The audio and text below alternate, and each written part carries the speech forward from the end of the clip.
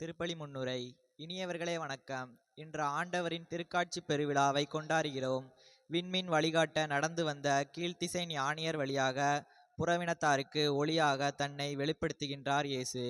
ஆண்டவரை தேடுபவர்கள் அவரை கண்டு கொள்கின்றனர் என்பதையும், அவரை தேடுபவர்களுக்கே அவர் தம்மை வெளிப்படுத்துகிறார் என்பதையும் நமக்கு கற்பிக்கிறது இன்றைய இறைவார்த்தை வழிபாடு. இன்றைய நம் இறை தேடலை ஆய்வு செய்து கூர்மைப்படுத்தவும், அத்தேடலின் நிறைவில் நம் வாழ்வில் தேடலுக்கு பதிலிருப்பு செய்யவும் இத்திருப்பலியில் வரம் வேண்டுவோம்.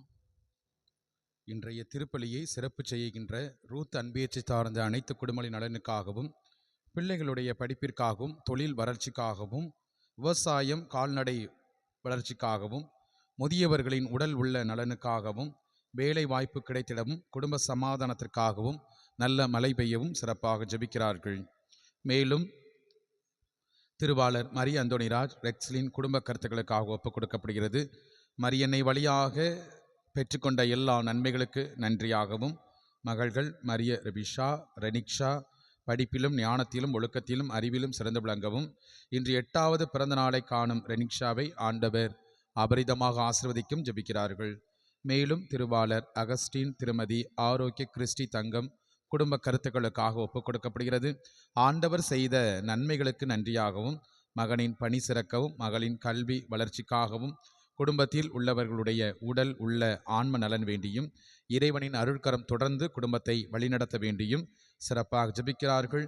சிறப்பாக குடும்பத்தில் இறந்து போன ஆன்மாக்களான அந்தோணி வியாகப்பன், மேரி பாப்பா, ஜோசப் அந்தோணிராஜ், சகாய மேரி, ஜெகராஜம்மாள் இவருடைய ஆன்ம இலைப்பாற்றிக்காக ஒப்புக்கொடு ஜெபிக்கிறார்கள். மேலும் திருவாளர் ஸ்டீவன் திருமதி ஸ்டெல்லா குடும்ப கருத்துக்களுக்காக ஒப்புக் கொடுக்கப்படுகிறது. ஆண்டவர் இதுவரை செய்த எல்லா நன்மைகளுக்கு நன்றியாகவும், வீட்டு வேலை நிறைவு பெற்றமை நன்றியாகவும், மகன் மகள் படிப்பிலும் ஞானத்திலும் சிறந்து விளங்கவும் மரித்த அருளப்பன் காசிமணி ஞான சிகாமணி ஆகியோருடைய ஆன்ம இலைப்பாற்றிக்காக ஒப்பு கொடுத்து ஜெபிக்கிறார்கள்.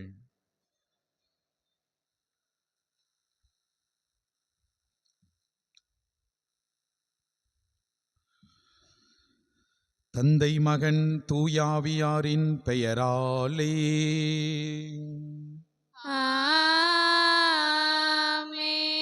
நம் ஆண்டவராகிய இயேசு கிறிஸ்துவின் அருளும் கடவுளின் அன்பும் தூயாவியாரின் நட்புறவும் உங்கள் அனைவரோடும் இருப்பதாக.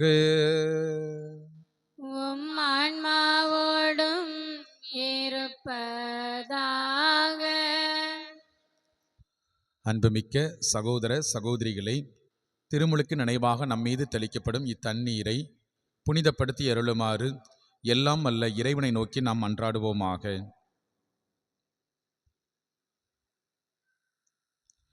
என்றும் வாழும் எல்லாம் வல்ல இறைவா, வாழ்வின் ஊற்றும் புனிதத்தின் தொடக்கமான தண்ணீரின் வழியாக மக்கள் புனிதமடைந்து நிலை வாழ்வின் கொடையை பெற வேண்டும் என்று திருவுளமானீர்.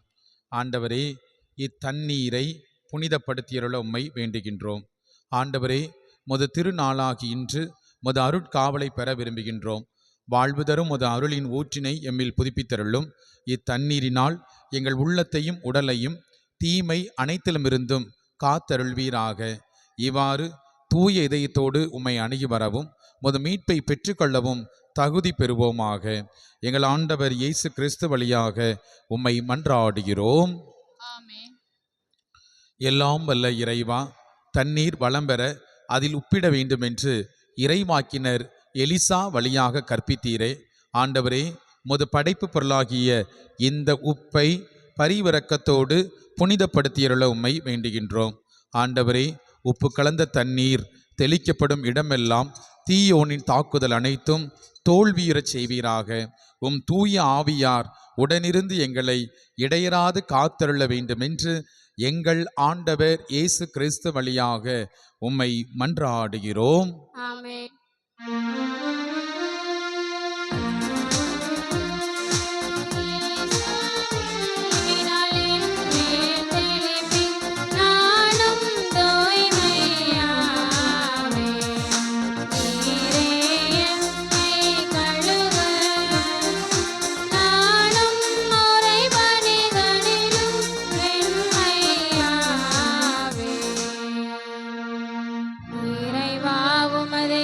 பெருக்கத்திற்கு ஏற்ப என் மேல் இரக்கம் கொள்ளுமே.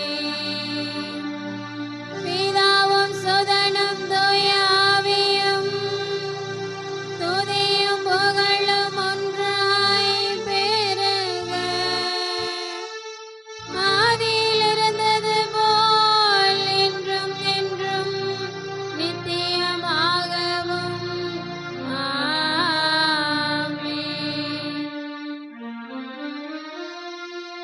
ஆண்டவரே, ஈசோ புள்ளினால் என் மேல் தெளிப்பி நானும் தூய்மையாவே.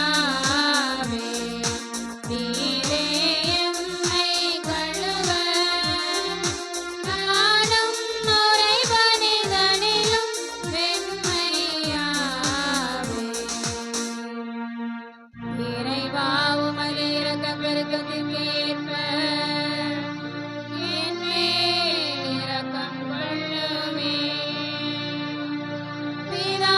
சுதனும் தூய ஆவியும் துதியும் புகழும் ஒன்றாய் பெருக. ஆதியில் இருந்தது போல் என்றும் என்றும் நித்தியமாகவும் ஆமென்.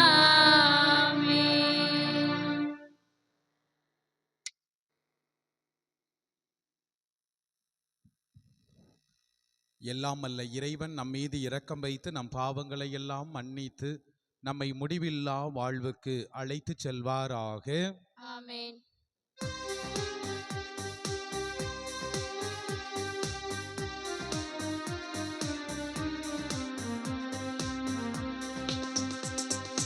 உன்னதங்களிலே கடவுளுக்கு மாட்சி உண்டாக.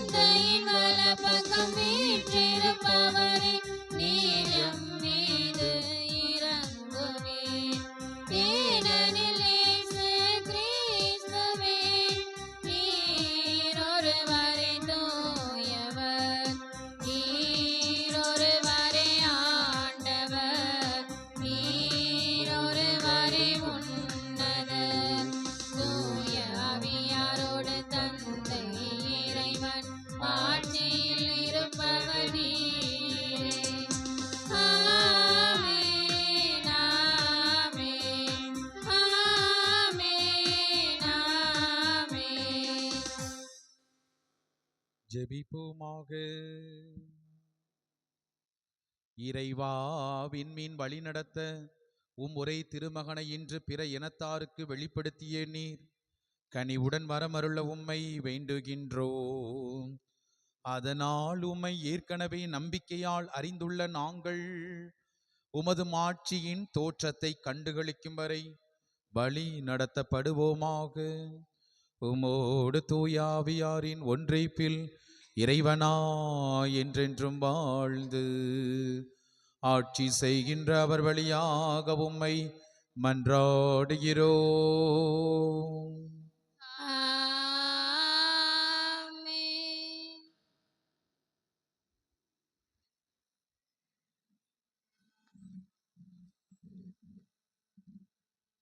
முதல் வாசகம் முன்னுரை. பாபிலோனியாவுக்கு நாடு கடத்தப்பட்ட இஸ்ரேல் மக்கள் எருசலேம் திரும்பும்போது அவர்களோடு சேர்ந்து எருசலேமும் ஆட்சி பெறுகிறது என்பதையும் அம்மாட்சி புறவினத்தாரையும் எருசலேம் நோக்கி இழுக்கும் என்றும் இறைவாக்குரைக்கின்ற யசாயா இழுத்துச் செல்லப்பட்ட அவர்கள் தூக்கி வரப்படுவர் என்றும் கொள்ளையடிக்கப்பட்ட அவர்களுக்கு செல்வமும் சொத்துக்களும் வந்து சேரும் என்றும் நம்பிக்கை தெரிவிப்பதை எடுத்து எம்புகிறது முதல் வாசகம்.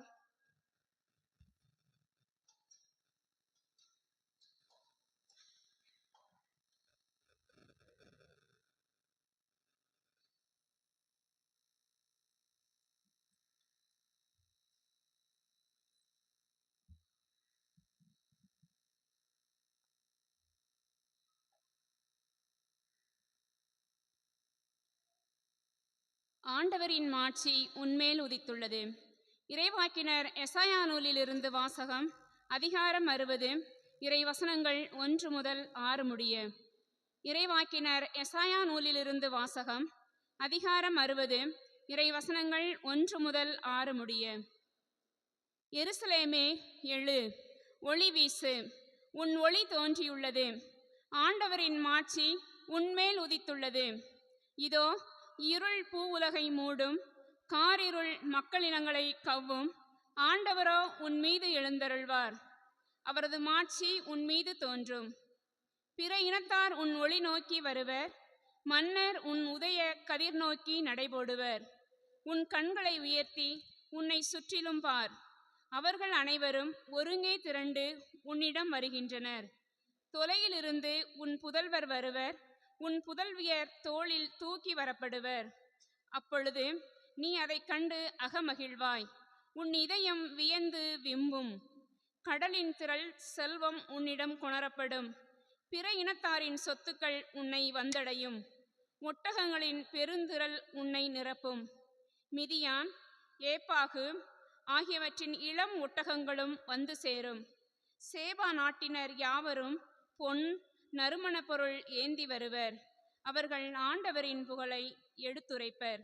இது ஆண்டவர் வழங்கும் அருள்வாக்கு. இறைவனுக்கு நன்றி.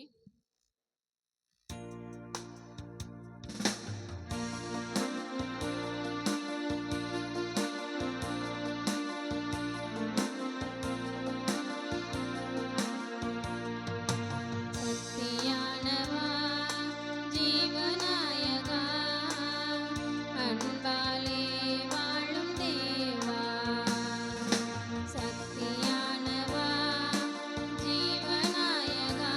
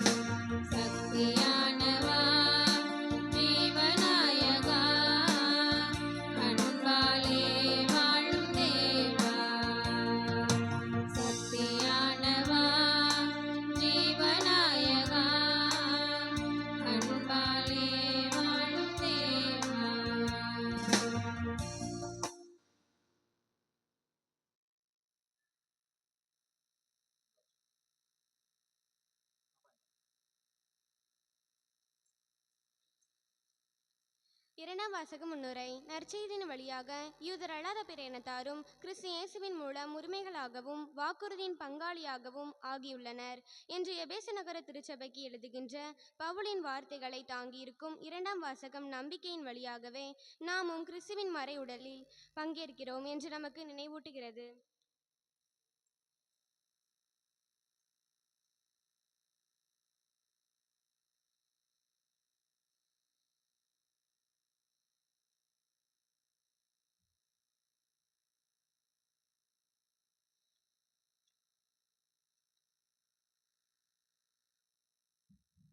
இரண்டாம் வாசகம்.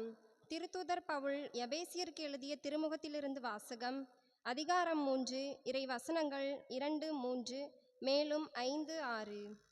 திருத்தூதர் பவுல் எபேசியருக்கு எழுதிய திருமுகத்திலிருந்து வாசகம். அதிகாரம் 3, இறை வசனங்கள் 2, 3 மேலும் 5, 6.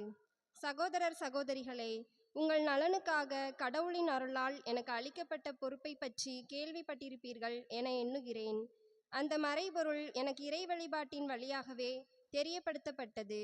அந்த மறைபொருள் மற்ற தலைமுறைகளில் வாழ்ந்த மக்களுக்கு தெரிவிக்கப்படவில்லை. ஆனால் இப்போது தூய ஆவி வழியாக தூய திருத்தூதருக்கும் இறைவாக்கினருக்கும் வெளிப்படுத்தப்பட்டுள்ளது.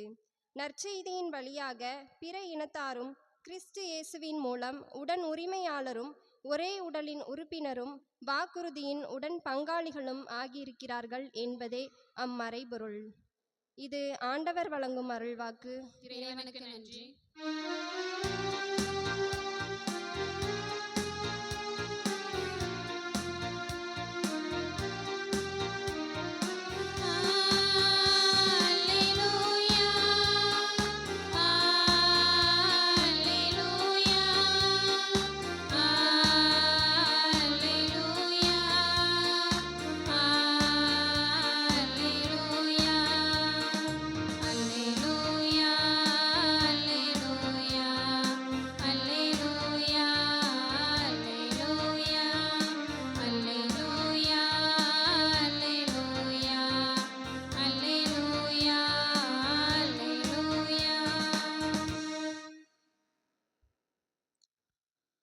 ஆண்டவர் உங்களோடு இருப்பாராக.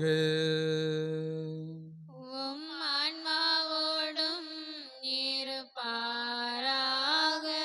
மத்தேயு எழுதிய தூய நற்செய்தியிலிருந்து வாசகம். ஆண்டவரே, மாட்சி உமக்கே. மத்தேயு நற்செய்தி 2வது அதிகாரம், இறை வார்த்தைகள் 1 முதல் 12 முடிய. மத்தேயு நற்செய்தி 2வது அதிகாரம், இறை வார்த்தைகள் 1 முதல் 12 முடிய. ஏரோது அரசன் காலத்தில் யூதேயாவில் உள்ள பெத்லகேமில் இயேசு பிறந்தார். அப்போது கிழக்கிலிருந்து ஞானிகள் எருசலேமுக்கு வந்து, யூதர்களின் அரசராக பிறந்திருக்கிறவர் எங்கே? அவரது விண்மீன் எழக் கண்டோம், அவரை வணங்க வந்திருக்கிறோம் என்றார்கள். இதை கேட்டதும் ஏரோது அரசன் கலங்கினான். அவனோடு எருசலேம் முழுவதும் கலங்கிற்று. அவன் எல்லா தலைமை குருக்களையும் மக்களிடையே இருந்த மறைநூல் அறிஞர்களில் ஒன்று கூட்டி, மெசியா எங்கே பிறப்பார் என்று அவர்களிடம் விசாரித்தான். அவர்கள் அவனிடம், யூதேயாவில் உள்ள பெத்லகேமில் அவர் பிறக்க வேண்டும். ஏனெனில் யூத நாட்டு பெத்லகேமே, யூதாவின் ஆட்சி மையங்களில் நீ சிறியதே இல்லை. ஏனெனில் என் மக்களாய் இஸ்ராயலரை 1000 ஆள்வர் ஒருவர் உன்னிலிருந்தே தோன்றுவார் என்று இறைவாக்கினர் எழுதியுள்ளார் என்றார்கள். பின்பு ஏரோது யாருக்கும் தெரியாமல் ஞானிகளை அழைத்து கொண்டு போய் விண்மீன் தோன்றிய காலத்தை பற்றி விசாரித்து உறுதி செய்து கொண்டான். மேலும் அவர்களிடம், நீங்கள் சென்று குழந்தையை குறித்து திட்டவட்டமாய் கேட்டு எனக்கு அறிவியுங்கள். அப்பொழுது நானும் சென்று அக்குழந்தையை வணங்குவேன் என்று கூறி அவர்களை பெத்லகேமுக்கு அனுப்பி வைத்தான். அரசன் சொன்னதை கேட்டு அவர்கள் புறப்பட்டு போனார்கள். இதோ முன்பு எழுந்த விண்மீன் தோன்றி குழந்தை இருந்த இடத்திற்கு மேல் வந்து நிற்கும் வரை அவர்களுக்கு முன்னே சென்று கொண்டிருந்தது. அங்கு நின்ற விண்மீனை கண்டதும் அவர்கள் மட்டிலா பெருமகிழ்ச்சி அடைந்தார்கள். வீட்டிற்குள் அவர்கள் போய் குழந்தையை அதன் தாய் மரியா வைத்திருப்பதை கண்டார்கள். நெடுஞ்சான் கிடையாய் விழுந்து குழந்தையை வணங்கினார்கள். தங்கள் பேழைகளை திறந்து பொன்னும் சாம்பிராணியும் வெள்ளை போலமும் காணிக்கையாக கொடுத்தார்கள். ஏரோதிடம் திரும்பி போக வேண்டாம் என்று சொல்லி கனவில் அவர்கள் எச்சரிக்கப்பட்டதால் வேறு வழியாக தங்கள் நாடு திரும்பினார்கள். ஆண்டவரின் அருள்வாக்கு. கிறிஸ்துவே உமக்கு புகழ். ஆண்டவர் இயேசுவில் அன்பு நிறைந்த சகோதர சகோதரிகளே, அன்னையாம் தாய் திருச்சபை என்ற நாளிலே திருக்காட்சி பெருவிழாவை கொண்டாடி மகிழ்ந்து கொண்டிருக்கின்றது. பிரியமான சகோதர சகோதரிகளே, இந்த திருவிழா ஒரு ஆடம்பர ஒரு பெருவிழா. பல நாடுகளில் இந்த நிகழ்வானது வெகு விமரிசையாக கொண்டாடப்பட்டு வருகின்றது. பிற நாடுகளிலே ஜனவரி 6ஆம் தேதி இந்த விழாவை மிக பெரிய விழாவாக கொண்டாடி மகிழ்ந்து கொண்டிருப்பார்கள். நமது இந்திய தேசத்திலே புத்தாண்டுக்கு அடுத்து வரும் ஞாயிற்றுக்கிழமையை நாம் இந்த திருக்காட்சி பெருவிழாவாக கொண்டாடி மகிழ்ந்து கொண்டிருக்கின்றோம். பிரியமான சகோதர சகோதரிகளே, எப்படி ஈஸ்டர் பெருவிழா, பெந்தகோஸ்து பெருவிழா பழமையான ஒரு திருவிழாவோ, அதே போலதான் இந்த திருக்காட்சி பெருவிழா அல்லது 3 அரசர்கள் பெருவிழா என்று இந்த திருவிழாவும் தனக்கென்று ஒரு பழமையை வைத்து மிகச் சிறப்பாக கொண்டாடப்பட்டு வருகின்றது. என் அன்புக்குரிய சகோதர சகோதரிகளே, இந்த திருவிழாவை 3 ராஜாக்கள் திருவிழாவை என்றும் அழைப்பார்கள். த ஃபீஸ்ட் ஆஃப் 3 கிங்ஸ் என்று சொல்வார்கள். பல நேரத்திலே அறிஞர்கள் சொல்கிறார்கள், 3 அரசர்கள் மட்டுமல்ல 4 பேர் வந்ததாகவும், இன்னும் ஒரு சிலர் 12 அரசர்கள் ஆண்டவர் இயேசு கிறிஸ்துவை ஆராதிக்க வந்ததாகவும் சொல்கிறார்கள்.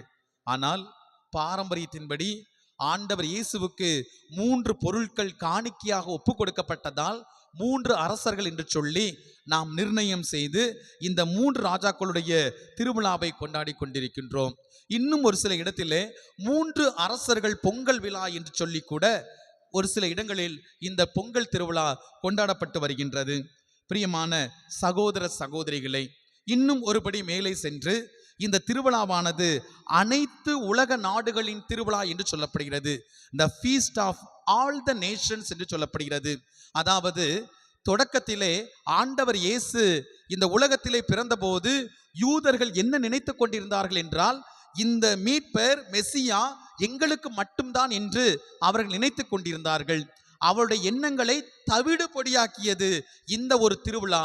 ஆண்டவர் இயேசு ஒரு குறிப்பிட்ட இனத்துக்கு மட்டுமல்ல, ஒரு குறிப்பிட்ட நாட்டிற்கு மட்டுமல்ல, ஒரு குறிப்பிட்ட நபருக்கு மட்டுமல்ல, மாறாக யாரெல்லாம் அவரில் விசுவாசம் கொண்டு அவரிடம் வருகிறார்களோ அவர்கள் எல்லோருக்கும் ஆண்டவர் மீட்பர், மெசியா, இரட்சகர் என்று சொல்லி இந்த திருவிழா நமக்கு அழைப்பு கொடுக்கின்றது. அதே போல இந்த திருவிழா ஒளியின் திருவிழா என்று அழைக்கப்படுகிறது. த ஃபீஸ்ட் ஆஃப் லைட்ஸ் என்று சொல்லப்படுகிறது.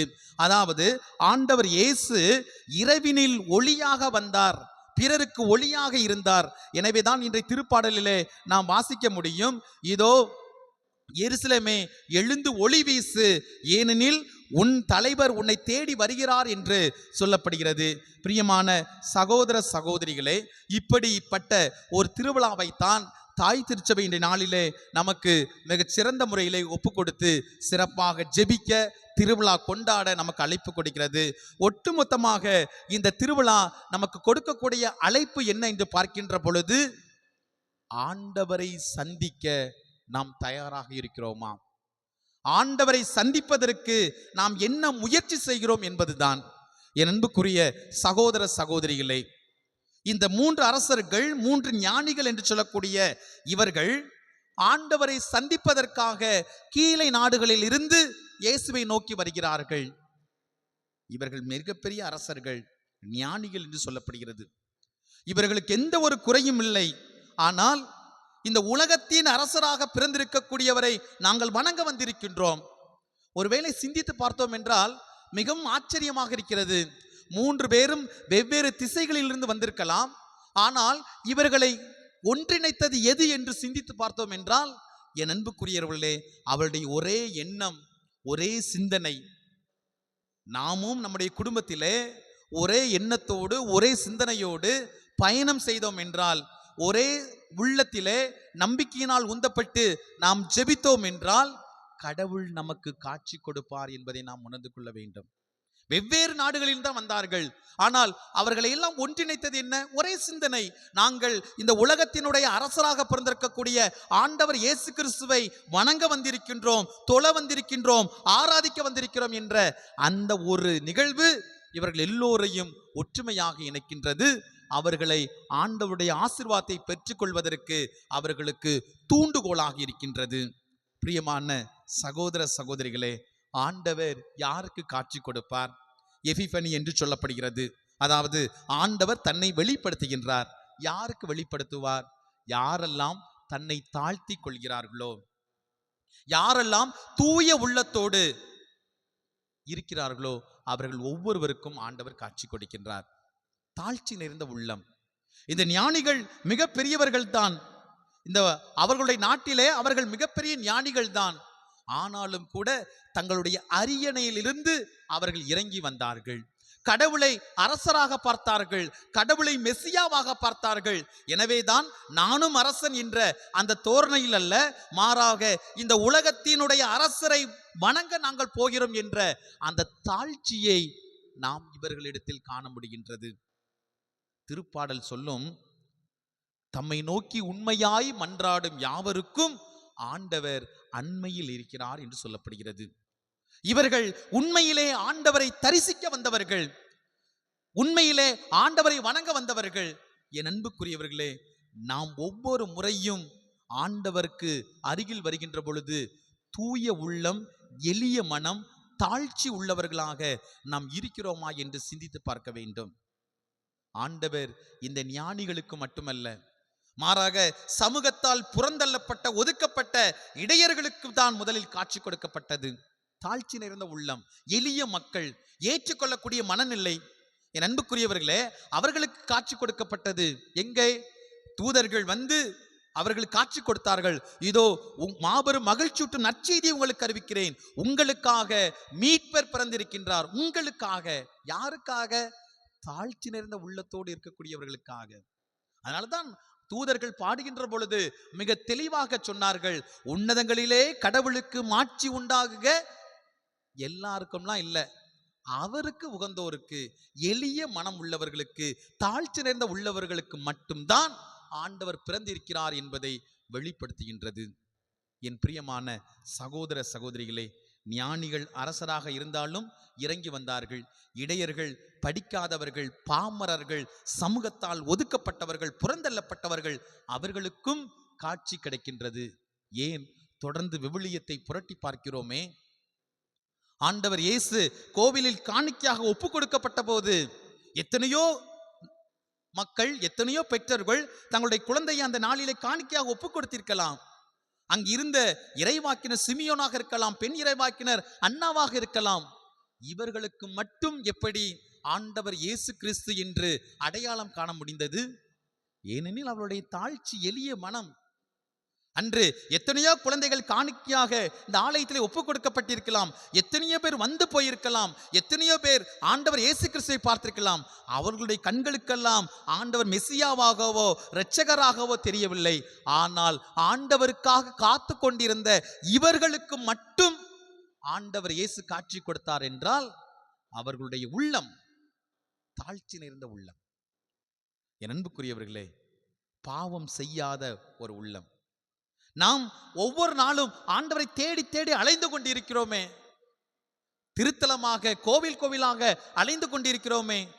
நாம் திருத்தலத்துக்கு செல்வதற்கு முன்பாக, கோவிலுக்கு செல்வதற்கு முன்பாக நாம் ஒவ்வொருவருமே சிந்தித்து பார்க்க வேண்டும், எளிய மனம் உள்ளவர் இருக்கிறதா? மத்தேயு நற்செய்தி மிக தெளிவாக குறிப்பிடுகிறது, எளிய மனத்தோர் பேறு பெற்றோர், ஏனெனில் விண்ணரசு அவர்களுக்குரியது. ஆண்டவர் நமக்கு சொந்தமாக வேண்டும் என்றால் எளிய மனம் எங்கே இருக்கின்றது? பல நேரத்தில் ஆண்டவர் முன்னால் வருகின்ற பொழுது ஆணவத்தோடு தானே வருகின்றோம், அல்லது அதிகாரத்தோடு, பணத்தோடு, பட்டத்தோடு தானே நாம் ஆண்டவர் முன்னால் நிற்கின்றோம். ஆண்டவர் பெரியவர் என்பதை எப்போது நாம் உணர்கின்றோமோ அப்போதே நம்முடைய வாழ்க்கையிலே நிறைவான ஒரு ஆசீர்வாதம்.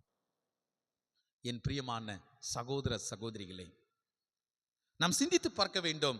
திருமுழுக்கு யோவான் தன்னையே முழுவதுமாக தாழ்த்தி கொண்டவர். எனவேதான் ஆண்டவர் இயேசு திருமுழுக்கு பெறுகின்ற பொழுது வானம் திறந்திருப்பதை அவரால் உணர்ந்திருக்க முடிந்தது. மேலிருந்து தந்தையாம் குரலை அவரால் கேட்க முடிந்தது. இவரே என் அன்பார்ந்த மைந்தர், இவர் பொருட்டு நான் பூரிப்படைகிறேன். தூய ஆவியால் உணர்த்தப்பட்டு அவர் சொன்னார். என் அன்புக்குரியவர்களே, திருமுழுக்கு யோவானின் தாழ்ச்சி, அவருடைய எளிய மனம், அதனால தான் அவரால் சொல்ல முடிந்தது, நான் ஒளி அல்ல, ஒளியை குறித்து சுட்டி காட்ட வந்தவன். அவருடைய மிதியடிவாரை அவிழ்க்க கூட எனக்கு தகுதி இல்லை என்று சொன்னார். நான் மெசியா அல்ல, மெசியாவுக்காக வழியை ஆயத்தம் செய்ய வந்தவன் என்று சொன்னார். எவ்வளவு தாழ்ச்சி நிறைந்த உள்ளம்! அதனால்தான் திருமுழுக்கு யோவானுக்கு விவிலியம் சிறப்பான ஒரு பெயர் கொடுக்கிறது. மனிதராய் பிறந்தவர்களுள் திருமுழுக்கு யோவானை விட பெரியவர் யாரும் இல்லை என்று சொல்லப்படுகிறது. பெரியவர் யாரும் இல்லை. நீ விண்ணரசில் மிக பெரியவராக இருக்க வேண்டும் என்றால் உன்னையே நீ தாழ்த்திக்கொள் என்று சொல்லப்படுகிறது. என் அன்புக்குரியவர்களே, திருக்காட்சி பெருவிழா என்பது ஆண்டவர் நமக்கு காட்சி கொடுக்கின்றார். அன்று அரண்மனையில் இருந்த ஏரோதுக்கு ஆண்டவர் காட்சி கொடுக்கவில்லை, அல்லது மறைநூலை துருவி துருவி பார்த்த அந்த மறைநூல் அறிஞர்களுக்கு கிடைக்கவில்லை. ஏன்? ஆணவம். பணத்துக்காக, பதவிக்காக, பட்டத்துக்காக அலைந்து கொண்டிருந்த ஏரோதுவுக்கு அந்த வாய்ப்பு கிடைக்கவில்லை, மறைநூல் அறிஞர்களுக்கு கிடைக்கவில்லை. அவர்கள் என்ன செய்திருக்கலாம்? பிரியமான சகோதர சகோதரிகளே, 3 பேருமே அரசர்கள் தான், ஏரோதும் அரசன் தான். அவர்கள் உள்ளே வந்தபோது அவன் வரவேற்றிருக்க வேண்டும். மறைநூலை துருவி படிக்கின்ற பொழுது பெத்லகேமில் தான் பிறக்க வேண்டும் என்று சொன்னபோது இந்த ஏரோது அரசன் என்ன செய்திருக்க வேண்டும்? இந்த அரசர்களோடு சென்று குழந்தை இயேசுவை ஆராதித்து வணங்கியிருக்க வேண்டும். ஆனால் அவன் வணங்கவில்லை. ஏனெனில் அவன் கலங்கினான், அஞ்சினான், தன்னுடைய பதவிக்கு ஆபத்து வந்து விடுமோ என்று சொல்லி அவன் பொறாமைப்பட்டான். பொறாமை உள்ள மனிதர்களால் ஆண்டவரிடமிருந்து எதையும் பெற்றுக்கொள்ள முடியாது, எந்த ஆசீர்வாதத்தையும் பெற்றுக்கொள்ள முடியாது. அவன் பொறாமைப்பட்டான். என் அன்புக்குரியவர்களே, மறைநூல் அறிஞர்கள் மட்டும் என்னவாம்? விவிலியத்தை ஆராய்ந்து பார்த்தார்கள். அவர்களும் சென்றிருக்க வேண்டும் அல்லவா? அங்கேதான் பிறந்திருக்கிறார்கள், நாங்கள் தான் செய்தி சொல்கிறோம். என் அன்புக்குரியவர்களே, அவர்களும் சென்றிருக்க வேண்டும், ஆனால் செல்லவில்லை. ஆணவம், எனக்குத்தான் தெரியும் என்ற அந்த உணர்வு. கடவுள் முன்னால் நம்மை தாழ்த்துகின்ற பொழுது நமது குடும்பத்துக்கான ஆசீர்வாதத்தை வாய்க்காலாக நாம் பெற்றுக்கொள்கின்றோம். ஆண்டவர் சொல்கின்றார், என் முன்னாடி என்ன செய்யாத, பிதற்றாத, என் முன்னாடி நீ பெருமைப்படாத, என் முன்னாடி நீ கௌரவம் கொள்ளாத, நான் பெரியவன். என்புக்குரிய கடவுள் அதைத்தான் நமக்கு குறிப்பிடுகின்றார். நான் பெரியவன். எப்போது கடவுள் பெரியவர், கடவுள் வல்லவர் என்று எப்போது நாம் நினைக்கின்றோமோ அதுதான் மிகச்சிறந்த செயலாக இருக்க முடியும். இந்த ஞானிகள், விவிலியம் சொல்கிறது, முழுவதுமாக தங்களை தாழ்த்தி வணங்கினார்கள் என்று சொல்லி. அரசன் தானே, நிற்கவில்லை. மாறாக அந்த குழந்தைக்கு முன்பாக ஒன்றுமே தெரியாத, யாருமே அடையாளம் காணப்படாத, எந்த ஒரு மாட மாளிகையிலும் பிறக்காத அந்த குழந்தையை அரசராக ஏற்றுக்கொண்டார்கள். அதுதான் எளிய மனம், அதுதான் தாழ்ச்சி நிறைந்த உள்ளம். என் அன்புக்குரியவர்களே, நாம் இந்த 3 அரசர்களுடைய திருவிழா, திருக்காட்சி பெருவிழாவை கொண்டாடக்கூடிய இந்த நாளிலும் ஆண்டவர் நம்மை பார்த்து கேட்கிறார், உனது தாழ்ச்சியான உள்ளம் எங்கே? தாழ்ச்சியான உள்ளம் எங்கே? ஏன்னா ஆண்டவர் தாழ்ச்சியோடு தான் அந்த உலகத்திற்கு வந்தார். பிலிப்பியர்களின் திருமுகம் 2 நாம் வாசிக்கின்றோம், 6வது வசனத்திலே வாசிக்கின்றோம், தெய்வத்தின் நிலையில் இருந்தாலும் அதை வலிந்து பற்றி கொண்டிருக்காமல் சாவை ஏற்கும் அளவுக்கு, சிலுவை சாவை ஏற்கும் அளவுக்கு தன்னையே அவர் தாழ்த்தி கொண்டார் என்று பார்க்கின்றோம். இந்த குடிலில் உள்ள ஒவ்வொரு நிகழ்வுகளையும் பார்க்கலாம், கதாபாத்திரங்களையும் பார்க்கலாம். யாருக்கு குடிலிலே இடம் உண்டு? யாரெல்லாம் தன்னை தாழ்த்தினார்களோ அவர்களுக்குத்தான் இந்த குடிலே இடம் உண்டு. மாதாவாக இருக்கலாம், சூசையப்பராக இருக்கலாம், ஆண்டவர் இயேசுவாக இருக்கலாம், இடையர்களாக இருக்கலாம், ஞானிகளாக இருக்கலாம், ஏன் விலங்குகளாக கூட இருக்கலாம். தன்னை தாழ்த்தி கொண்டவர்களுக்கு மட்டும்தான் இந்த குடிலிலே இடம் இருக்கிறது.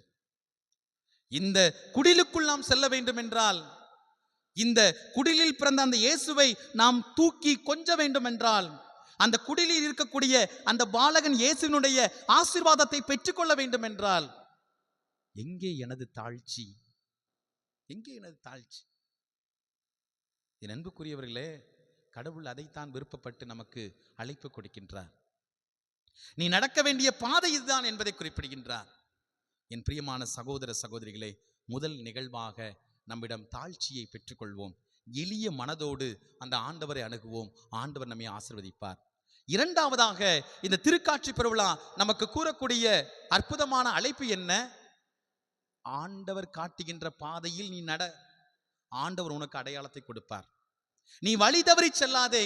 ஆண்டவர் உனக்கு எந்த ஒரு சூழலை கொடுத்திருக்கிறார், அதிலே நீ ஆண்டவர் முன்னால் சென்று கொண்டே இரு. சங்கீதம் அழகாக சொல்கிறது, இதோ என் மனக்கண் முன் ஆண்டவரை வைத்துள்ளேன், நான் ஒருபோதும் அசைவுறேன். ஆண்டவருடைய வலது பக்கத்திலே எனக்கு ஆசீர்வாதம் உண்டு. நான் சீயோன் மலை போல ஆண்டவர் மீது விசுவாசத்தோடு இருக்கின்றேன், நான் ஒருபோதும் அசைவுறேன் என்று குறிப்பிடுகின்றார். எவ்வளவு பெரிய வார்த்தை! என் அன்புக்குரியவர்களே, கடவுள் ஒவ்வொருவருக்கும் ஆசீர்வாதத்தை கொடுக்கின்றார். ஆனால் நாம் அவர் காட்டிய பாதையில் நடக்கிறோமா என்று சிந்தித்து பார்க்க வேண்டும். இஸ்ராயேல் மக்கள் பாலைவனத்திலே பயணம் செய்த போது, செங்கடலை கடந்த போது அவர்களுக்கு பயம் இருந்தது. ஐயோ, மிகப்பெரிய செங்கடல் என்று சொல்லி பயந்து போனார்கள். ஆண்டவர் என்ன செய்தார்? செங்கடலை இரண்டாக பிளந்தார்.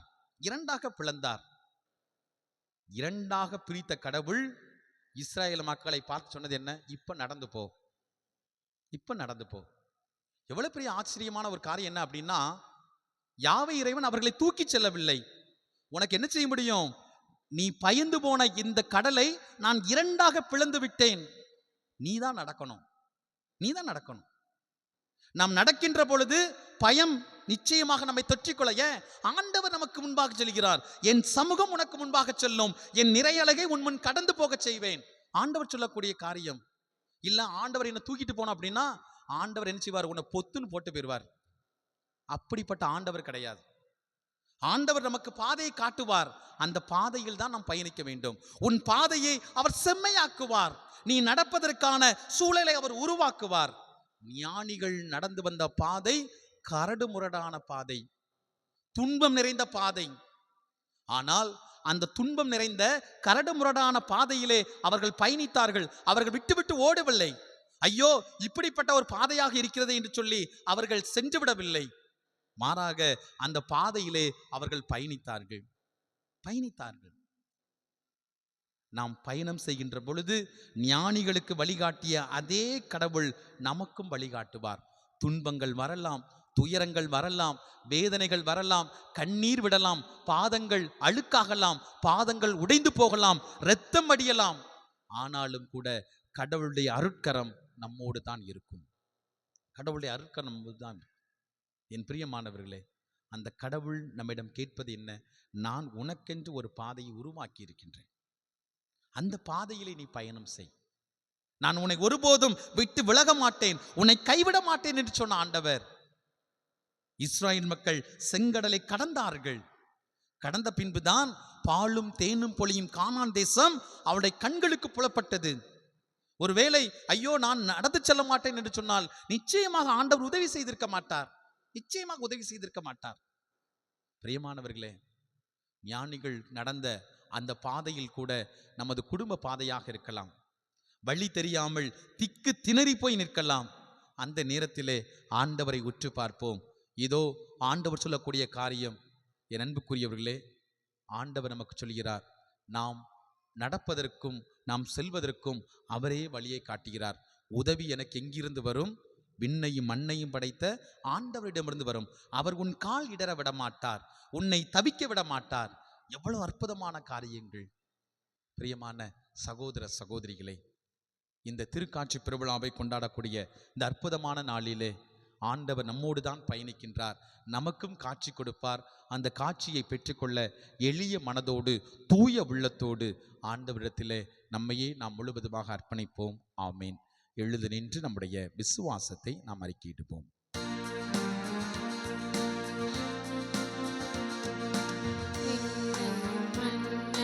படைத்தவராம் கடவுள் ஒருவர் இருக்கின்றார்.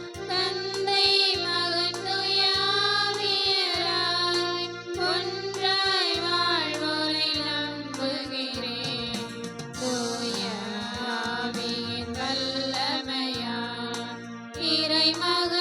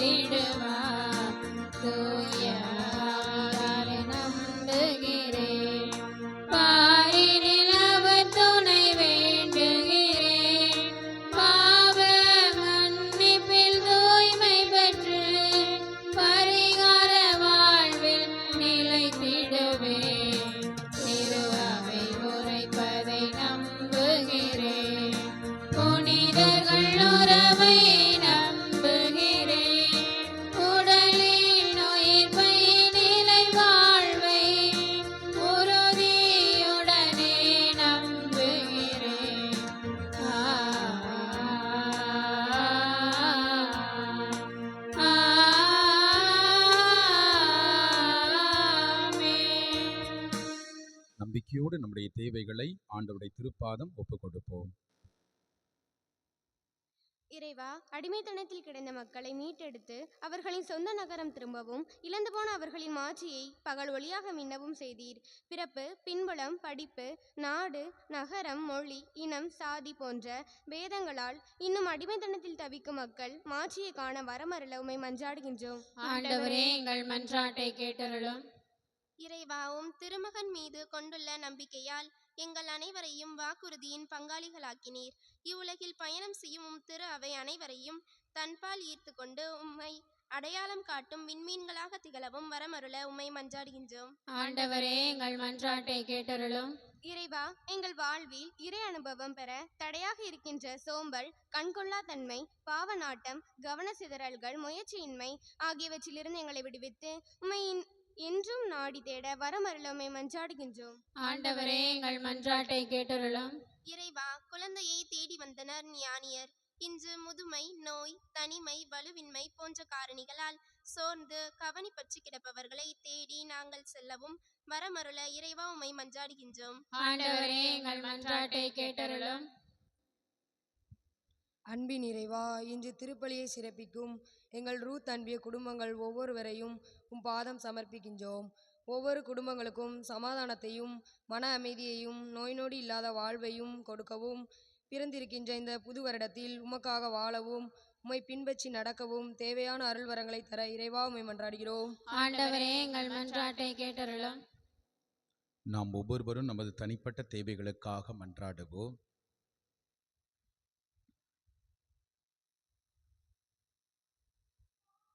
மகா இரக்கமும் அற்புதமும் அதிசயமும் வல்லமையும் நிறைந்த ஆண்டவரே, இந்த நண்பகல் வேளையில் ஆண்டவரே உம்மை போற்றுகிறோம், புகழ்கிறோம், நன்றி கூறுகின்றோம்.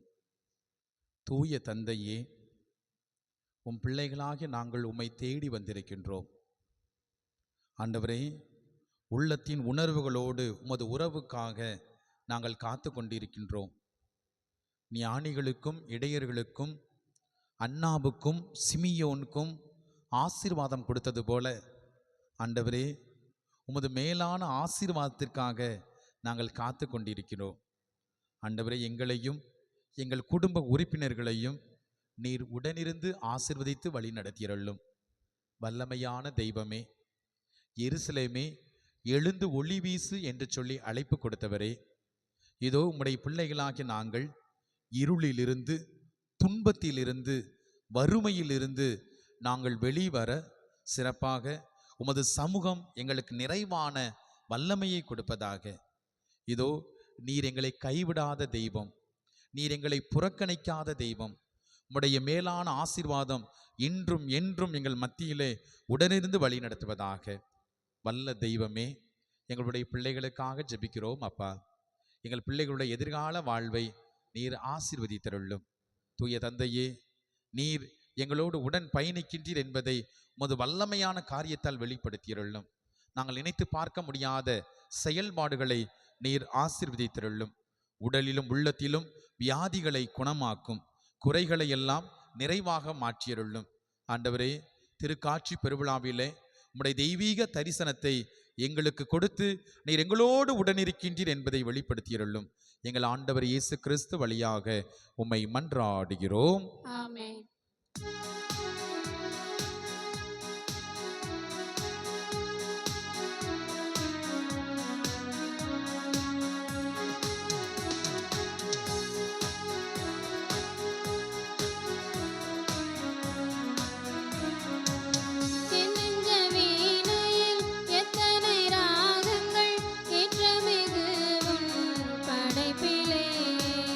என் நெஞ்ச வீணையில் எத்தனை ராகங்கள்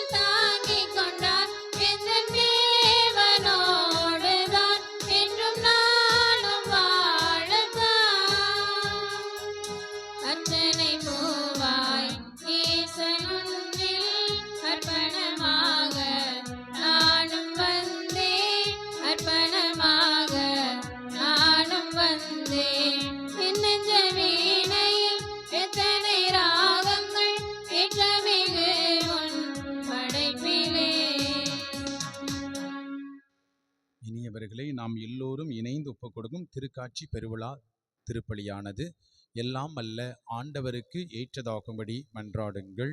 ஆண்டவர் தமது பெயரின் புகழ்ச்சிக்காகவும் மாட்சிக்காகவும் நமது நன்மைக்காகவும் புனித திரு அவை அனைத்தின் நலனுக்காகவும் உமது கையிலிருந்து பலியை ஏற்றுக்கொள்வாராக. ஆண்டவரே, உமது திரு அவையின் காணிக்கைகளை கனிவுடன் கண்ணோக்க உம்மை வேண்டுகின்றோம். பொன்னும் சாம்பிராணியும் வெள்ளைப்போளம் இப்போது ஒப்புக் கொடுக்கப்படவில்லை. எனினும் இக்காணிக்கைகள் வழியாக இயேசு கிறிஸ்து அறிக்கையிடப்படுகின்றார், பலியிடப்படுகின்றார், உட்கொள்ளப்படுகின்றார் என்பதை நாங்கள் உணர செய்வீராக. என்றென்றும் வாழ்ந்து ஆட்சி செய்கின்ற அவர் வழியாக உம்மை மன்றாடுகிறோம். ஆமென். ஆண்டவர் உங்களோடு இருப்பாராக. உம் ஆன்மாவோடும் இருப்பாராக. இதயங்களை மேலே எழுப்புங்கள். ஆண்டவரிடம் எழுப்பியுள்ளோம். நம் இறைவனாகிய ஆண்டவருக்கு நன்றி பாடுவோம். அதுவே தகுதியும் நீதியும் ஆனதே. ஆண்டவரே, தூயவரான தந்தையே, இன்றும் வாழும் எல்லாம் அல்ல இறைவா, எந்நாளும் எவ்விடத்தில் நாங்கள் உமக்கு நன்றி செலுத்துவது மெய்யாகவே தகுதியும் நீதியுமாகும், எங்கள் கடமையும் மீட்புக்குரிய செயலுமாகும். ஏனெனில் பிற இனத்தாருக்கு ஒளியாகிய கிறிஸ்துவில் எமது மீட்பின் மறைபொருளை இன்று வெளிப்படுத்தினீர். சாவுக்குரிய எங்களது மனித தன்மையில் அவர் தோன்றிய போது அவருக்குரிய சாகா தன்மையின் மாட்சியால் எங்களை புதுப்பித்தீர். ஆகவே வானதூதர் முதன்மை வானதூதரோடும் அரியணையில் அமர்வோர் தலைமை தாங்குவோரோடும் வான் படைகளின் அணிகள் அனைவரோடும் சேர்ந்து நாங்களும் அது மாட்சியை புகழ்ந்து பாடி முடிவின்றி ஆர்ப்பரித்து பாடுவதாவது: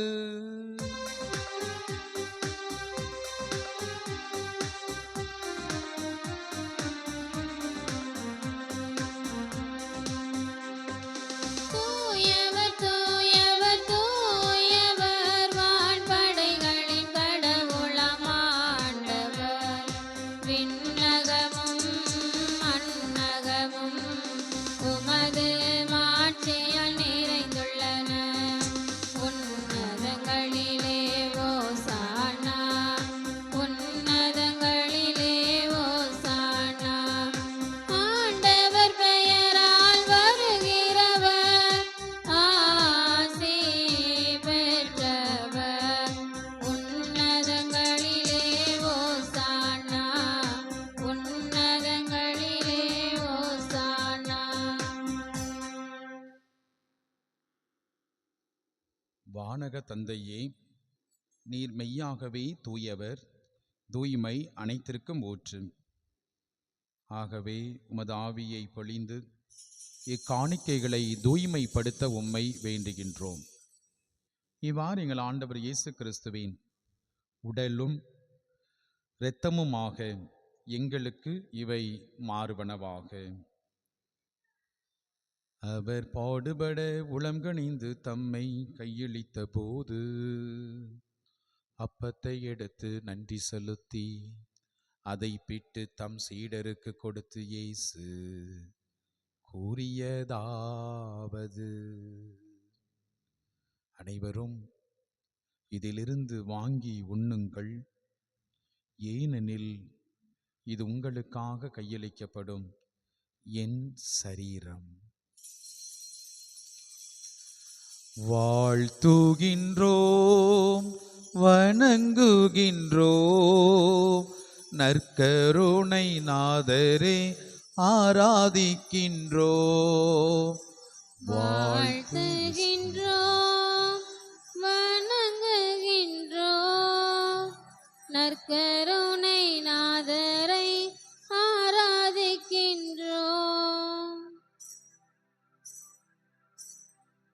அவ்வண்ணமே உணவு அருந்திய பின் கிண்ணத்தையும் எடுத்து மீண்டும் உமக்கு நன்றி செலுத்தி தம் சீடருக்கு கொடுத்து இயேசு கூறியது: அனைவரும் இதிலிருந்து வாங்கி பருகுங்கள், ஏனெனில் இது புதிய நிலையான உடன்படிக்கைக்கு உரிய என் இரத்தத்தின் கிண்ணம் பாவ மன்னிப்புக்கென்று உங்களுக்காகவும் எல்லாருக்காகவும் சிந்தப்படும். இதை என் நினைவாகச் செய்யுங்கள். வாழ்த்துகின்றோம், வணங்குகின்றோம் நற்கருணை நாதரே, ஆராதிக்கின்றோம். வாழ்த்துவே ஆண்டவரே, உமது இரத்தத்தினால் எங்களை மீட்டுக் கொண்டவரே, நாளையிலே உள்ள ஒவ்வொருவரையும் ஆண்டவரே நீர் அபரிதமாக ஆசீர்வதித்து வழி நடத்தியருளும்.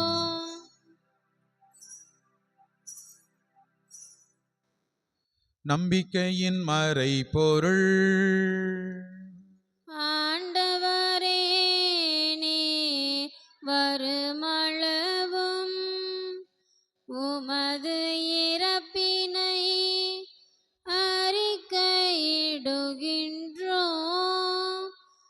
உமது உயிர்ப்பினையும் எடுத்துரைக்கின்றோம். ஆகவே இறைவா, நாங்கள் கிறிஸ்துவின் இறப்பினையும் உயிர்ப்பின் நினைவு கூர்ந்து வாழ்வு தருகின்ற அப்பத்தையும் மீட்பளிக்கும் கிண்ணத்தையும் உமக்கு ஒப்புக் கொடுக்கின்றோம். உம் திருமுன் நின்று உமக்கு ஊழியம் புரிய தகுந்தவர்கள் எங்களை ஏற்றுக்கொண்டீர். எனவே உமக்கு நன்றி செலுத்துகின்றோம். ஆண்டவரே, உலகமெல்லாம் பரவி இருக்கக்கூடிய உமது திருச்சபையின் நினைவு கூர்ந்தருளும். எங்கள் பாப்பரசர் லியோ, எங்கள் ஆயர் பெருமக்கள், துறவரத்தார், பொதுநிலையினர் ஆகிய அனைவரையும் ஆண்டவரே நீர் ஆசீர்வதித்தருளும். சிறப்பாக இந்த திருப்பலியை சிறப்பு செய்யக்கூடிய ரூத் அன்பியத்தை சார்ந்த அனைத்து குடும்பங்களையும் ஆசீர்வதித்தருளும். மேலும் கருத்துக்கள் கொடுத்து ஜபிக்கக்கூடிய திருவாளர் அகஸ்டின், திருமதி ஆரோக்கிய கிறிஸ்டி தங்கம், மேலும் திருவாளர் மரிய அந்தோணிராஜ் ரெக்ஸ்லின் 8வது பிறந்தநாளை கொண்டாடும் அன்பு மகள் ரெனிக்ஷா, மேலும் திருவாளர் ஸ்டீஃபன், திருமதி ஸ்டெல்லா, இவருடைய குடும்பத்தையும் நீ நிறைவாக ஆசீர்வதித்தருளும். தந்தையே, உயிர்த்தலும் எதிர்நோக்குடன் துயில் கொள்ளும் எங்கள் சகோதர சகோதரிகளையும் இந்த நாளிலே நாங்கள் நினைவு கூறக்கூடிய அந்தோணி வியாகப்பன், மேரி பாப்பா, ஜோசப் அந்தோணிராஜ், சகாய மேரி, ஜெக ராஜம்மாள், மேலும் அருளப்பன், காசிமணி, ஞான சிகாமணி, யாரும் நினையாத ஆன்மாக்களையும் நீர் இரக்கத்தோடு நினைவு கூர்ந்தருளும். கடவுளின் கன்னி தாயான எங்கள் ஊரின் பாதுகாவலி புனித அன்னை மரியா, அவருடைய அன்பு கணவர் புனித சூசையப்பர், புனித அப்போஸ்தலர்கள், இந்த உலகில் முகவோந்தவராயிருந்த புனிதர்கள் அனைவரோடும் சேர்ந்து தோழமை உறவில் உம்மை புகழ்ந்தேத்தும் வரமருள உம்மை மன்றாடுகிறோம்.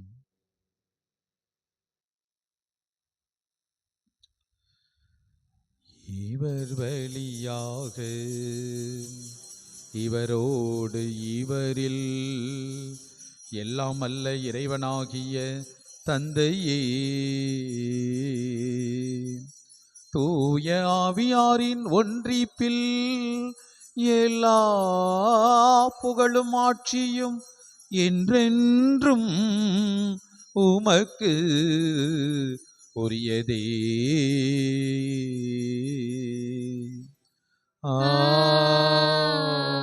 ஆசீர்வதித்தருளும்.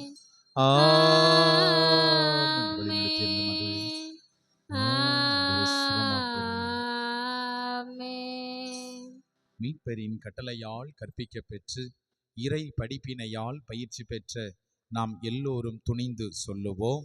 விண்ணுலகில் இருக்கிற எங்கள் தந்தையே, உமது பெயர் தூயது என போற்ற பெறுக, உமது ஆட்சி வருக, உமது திருவுளம் விண்ணுலகில் நிறைவேறுவது போல மண்ணுலகிலும் நிறைவேறுக. எங்கள் அன்றாட உணவை இன்று எங்களுக்கு தாரும், எங்களுக்கு எதிராக குற்றம் செய்வோரை நாங்கள் மன்னிப்பது போல எங்கள் குற்றங்களை மன்னியும், எங்களை சோதனைக்கு உட்படுத்தாதேயும், தீமையிலிருந்து எங்களை விடுவித்தருளும். ஆண்டவரே, தீமை அனைத்திலுமிருந்தும் எங்களை விடுவித்து எங்கள் வாழ்நாளில் அமைதியை கனிவுடன் அருள உம்மை மன்றாடுகிறோம். உமது இரக்கத்தின் உதவியால் நாங்கள் பாவத்திலிருந்து எப்போதும் விடுதலை பெற்று யாதொரு கலக்கமும் இன்றி நலமாயிருப்போமாக. நாங்கள் நம்பியிருக்கும் பேரின்ப வாழ்வையும் எம் மீட்பராகிய ஆண்டவர் இயேசு கிறிஸ்துவின் வருகைக்காக காத்திருக்கின்றோம். ஏனெனில் ஆட்சியும் வல்லமையும் மாட்சியும் என்றென்றும் உமதே. ஆண்டவராகிய இயேசு கிறிஸ்துவே, அமைதியை உங்களுக்கு விட்டுச் செல்கிறேன், என் அமைதியையே உங்களுக்கு தருகிறேன் என்று உம்முடைய அப்போஸ்தலர்களுக்கு மொழிந்தீரே. எங்கள் பாவங்களை பாராமல் திரு அவையின் நம்பிக்கையை கண்ணோக்கி உமது திருவுளத்திற்கு ஏற்ப அதற்கு அமைதியும் ஒற்றுமையும் சமாதானத்தையும் மகிழ்ச்சியையும் நிம்மதியையும் தந்தருள்வீராக. என்றென்றும் வாழ்ந்து ஆட்சி செய்கின்றவர் நீரே. ஆமென். ஆண்டவருடைய சமாதானம் உங்களோடு என்றும் இருப்பதாக. உம் ஆன்மாவோடும் இருப்பதாக. ஒருவருக்கொருவர் ஆண்டவர் தருகின்ற சமாதானத்தை அறிவித்து மகிழ்வோம்.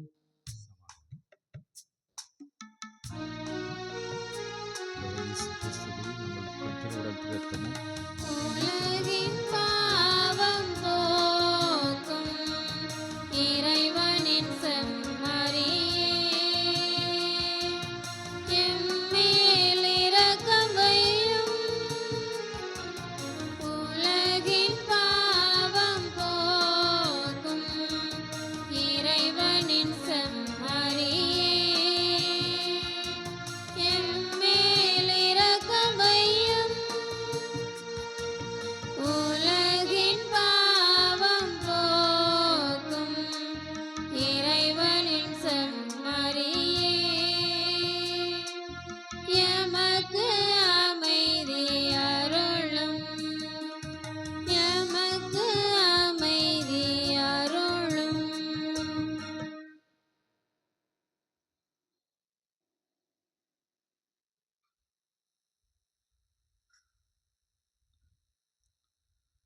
இதோ இறைமகன் இயேசு கிறிஸ்து உலகத்தின் பாவங்களை போக்க வந்த கடவுள் இந்த நற்கருணையிலே தன்னையே வெளிப்படுத்துகின்றார்.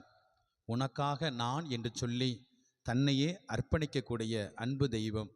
இவர் தருகின்ற இந்த புனிதமான திருவிருந்துக்கு அழைக்கப்பெற்ற நாம் எல்லோரும் பேறு பெற்றோர். ஆண்டவரே, நீர் என் இல்லத்தில் எழுந்தருள நான் தகுதியற்றவள். ஆனால் ஒரு வார்த்தை மட்டும் சொல்லியருளும், எனது ஆன்மா நலமடையும். திருவுடலும் திருரத்தமும் என்னை காத்து முடிவில்லா வாழ்வளிப்பதாக. ஆமென்.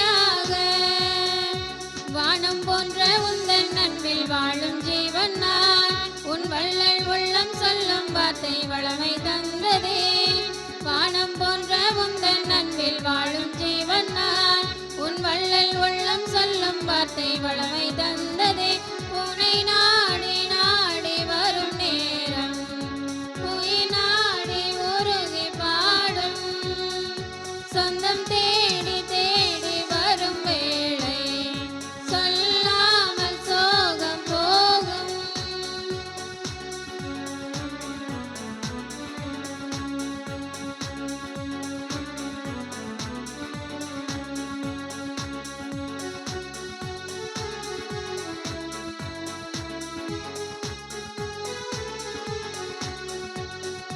தனிமை இருளின் சிறையில் தவித்து என்னை இழந்தே இறையே உன்னை உயிராக இதயம் தந்தாய் உணர்வாக தனிமை இருளின் சிறையில் தவித்து என்னை இழந்தே இறையே உன்னை உயிராக இதயம் தந்தாய் உணர்வாக எந்தன் வாழ்வு உந்தன் உறவில் சொந்தம் காண்கிறதே என் நெஞ்சில் என்றும் சந்தோஷம் தான் சந்தோஷம் தானே எந்தன் வாழ்வு உந்தன் உறவில் சொந்தம் காண்கிறதே என் நெஞ்சில் என்றும் சந்தோஷம் தான் சந்தோஷம் தானே உனை நாடி நாடி வரும் நேரம் உயிர் நாடி உருகி பாடும் சொந்தம் தேடி தேடி வரும் வேளை சொல்லாமல் சோகம் போகும்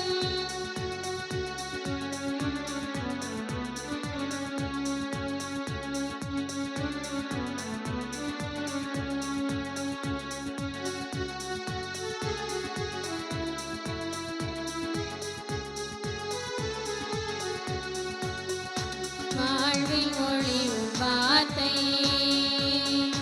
வழியை விலக விழுந்தே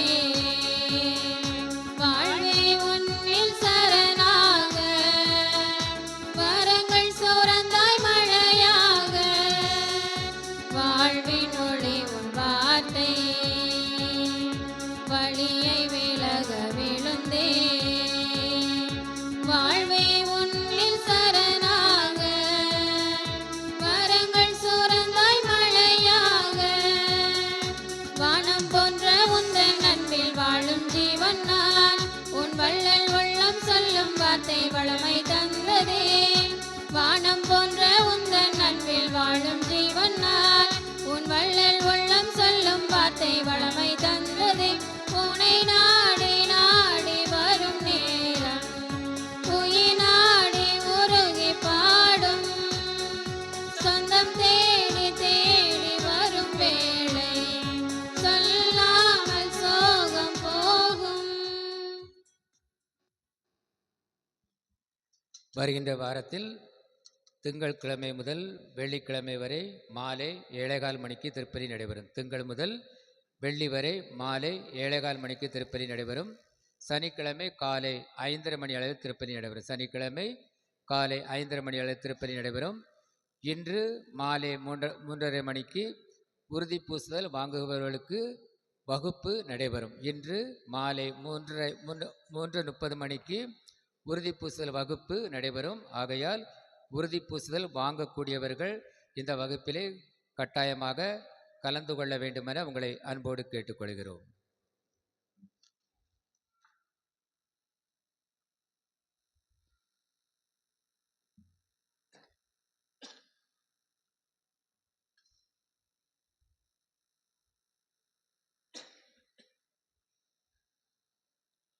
ஆண்டவர் இயேசுவில் அன்பு நிறைந்த சகோதர சகோதரிகளை உங்கள் ஒவ்வொருவருக்கும் அன்பு கலந்த வணக்கத்தையும் வாழ்த்துக்களையும் ஜெபங்களையும் அன்போடு உரித்தாக்கிக் கொள்கிறேன். வருகின்ற 24ஆம் தேதி பொதுநிலையினருக்கான ஒரு கருத்தரங்கானது நமது தென்காசி வட்டாரத்தில் தென்காசி தூய மிக்கேல் அதிதூதருடைய திருத்தலத்தில் ஏற்பாடு செய்யப்பட்டிருக்கிறது. காலை 9 மணிக்கு ஆரம்பமாகும். நமது ஊரிலிருந்து குறைந்தது ஒரு 3-4 பேராது கலந்து கொள்ள அன்போடு கேட்டுக்கொள்கின்றேன். வருகின்ற வாரத்திலே, அதாவது 11ஆம் தேதி, இந்த யூபிலி ஆண்டு நிறைவை மறைமாவட்ட அளவில் நாம் கொண்டாடப் போகிறோம்.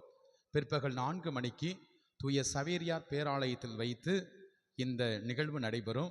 எனவே இந்த நிகழ்வுகளிலும் நீங்கள் கலந்து கொள்ள அன்போடு அழைக்கப்படுகிறீர்கள். அந்த நிகழ்வுகளை கலந்து கொள்ளக்கூடியவர்கள் முன்னே சொன்னால் இரவு உணவும் உங்களுக்காக தயார் செய்யப்படும் என்பதை அன்போடு தெரிவித்துக் கொள்கின்றேன். பிரியமான சகோதர சகோதரிகளே, ஏற்கனவே சொன்னது போல இன்று மாலை 3:30 மணிக்கு உறுதி பூசல் வகுப்பு நடைபெறும். உறுதி பூசல் பெறக்கூடிய அனைத்து பிள்ளைகளும் இந்த முதல் நாளிலே கலந்து கொண்டு சிறப்பாக இந்த வகுப்பிற்கு வரும்படி அன்போடு கேட்டுக்கொள்கின்றேன். பிரியமானவர்களே, யார் யார் வாங்கலையோ அவங்களாம் வந்துருங்க. அதுதான் மிகச்சிறந்த ஒன்று. சிறப்பாக ஒவ்வொரு வருடமும் 5 வருடத்துக்கு ஒரு முறை தான் இந்த உறுதி பூசல் கொடுக்கப்படுகிறது. சில நேரத்தில் 5 வருடம் இல்லை, 10, 12, 15 என்று சொல்லி போய்விடுகிறது. நமது ஊரில் நிறைய இருப்பார்கள் என்று நினைக்கின்றேன். அருள் கூர்ந்து இந்த உறுதி பூசல் வகுப்பு கொஞ்சம் ஷார்ட் டேஸ் தான், ரொம்ப பெருசாலாம் இல்லை. ஆனாலும் அந்த குறிப்பிட்ட காலகட்டத்திற்குள் அந்த வகுப்புகளுக்கு நாம் முறையாக செல்வது சாலச் சிறந்தது என்பதை அன்போடு தெரிவித்துக் கொள்கின்றேன். பிரியமானவர்களே, இது அன்பிய மாதம். எனவே ஒவ்வொரு அன்பியத்திலும் ஒரு கூட்டம் இந்த மாதத்திலே நீங்கள் ஏற்பாடு செய்ய வேண்டும் என்பதை அன்போடு தெரிவித்துக் கொள்கிறேன். நீங்கள் உங்களுடைய பொறுப்பாளர்கள் அருட்சகோதரிகள் சந்தித்து அந்த கூட்டத்தை ஏற்பாடு செய்யுமாறு அன்போடு கேட்டுக்கொள்கிறேன். ஒருவேளை நீங்கள் 8 மணிக்கு மேலே 8:15க்கு மேலே நீங்கள் கூட்டம் ஏற்பாடு செய்கிறீங்க அப்படின்னா நானும் அருட்சகோதரிகளோ யாராவது ஒருவர் உங்களுடைய கூட்டத்துக்கு வருவோம் என்பதை அன்போடு தெரிவித்துக் கொள்கிறேன். ஆனால் இந்த மாதத்துக்குள் ஒரு அன்பிய கூட்டம் நடைபெற வேண்டும் என்பதை அன்போடு வலியுறுத்தி கூறுகின்றேன். பிரியமானவர்களே, ஜனவரி 16, 17 அதே போல பிப்ரவரி 6, 7 ஆகிய நாட்களிலே திருமண தயாரிப்பு வகுப்புகள் சாந்தி நகரில் நடைபெறும் என்பதை அன்போடு தெரிவித்துக் கொள்கின்றேன். மன்றாடுவோமாக. ஆண்டவரே, எங்கும் எப்பொழுதும் விண்ணக வழியாய் நீர் எங்கள் முன் செல்ல உம்மை வேண்டுகின்றோம். அதனால் நாங்கள் பங்கேற்க வேண்டுமென நீர் விரும்பும் மறை நிகழ்வை தூய்மையான உள்ளுணர்வோடு கண்டுகொள்ள தகுதியான ஆவலுடன் அறிந்து கொள்ள செய்வீராக. எங்கள் ஆண்டவர் இயேசு கிறிஸ்து வழியாக உம்மை மன்றாடுகிறோம். ஆண்டவர்களோடு இருப்பாராக. உம் ஆன்மாவோடும் இருப்பாராக. இறைவனின் சிறப்பு ஆசிரியருக்காக தலைவணங்கி மன்றாடுவோம்.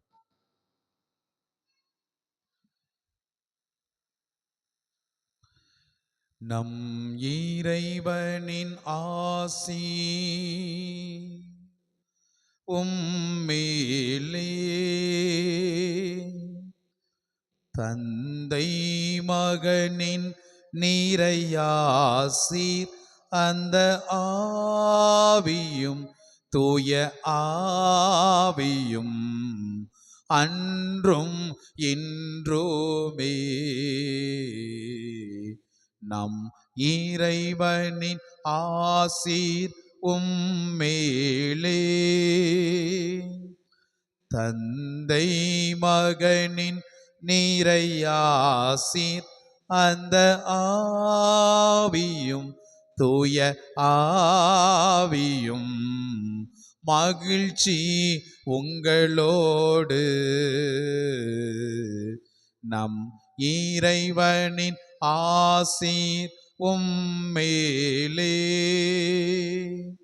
தந்தை மகனின் நீரையாசீர் அந்த ஆவியும் தூய ஆவியும் அமைதி உங்களோடு. நம் இறைவனின் ஆசீர் உம்மேலே. எல்லாம் வல்ல இரக்கமுள்ள இறைவன் தந்தை மகன் தூயாவியார் உங்களை ஆசீர்வதிப்பாராக.